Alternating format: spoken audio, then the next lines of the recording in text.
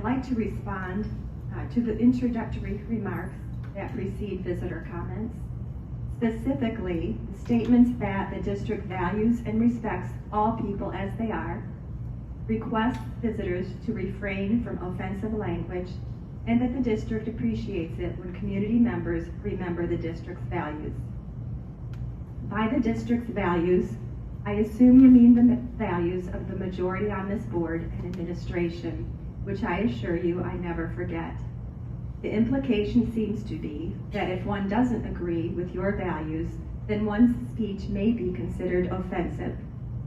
I fear the district may ultimately choose tyranny and further silence those of us who disagree by labeling our speech as offensive or hate or disinformation. You can sic the DOJ on us, label us domestic terrorists, hide our comments from the public. But I am absolutely certain that the truth will find a way in the end. You see, I do respect all people as they are, but that may mean something different to you than it does to me. In fact, it seems to me this district does not respect all people as they are. This district teaches and operates on the belief that people with white skin are racist and people with other colors of skin are victims of whites.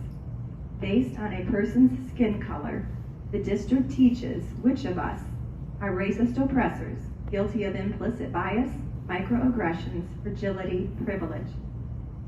The idea of superiority based on race is not only repugnant, it's stupid. And that's true whether we're talking white supremacists or anti-racists. Anti-racists are no better than white supremacists. As for children with gender dysphoria, I respect and value them as they are without changing a thing. Not so the district.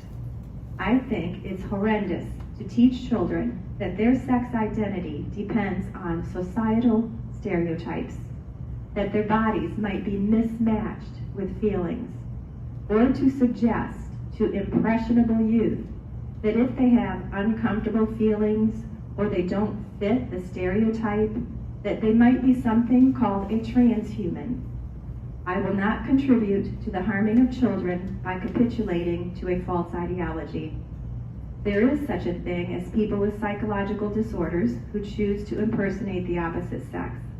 There is no such thing as a transhuman, and I won't pretend there is. I ask the board to consider this.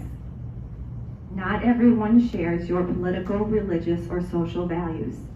A public school must respect all people's values and leave it to parents to transmit theirs without interference.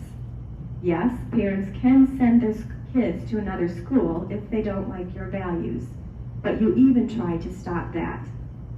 I do understand that the people running the teachers' union exert a powerful influence on what happens in schools, and that these people push critical race theory, queer theory, anti-capitalism, and anti-Christianity. In a word, Marxism, and also the sexual formation of children. But the people running the union should not rule our schools. Thank you.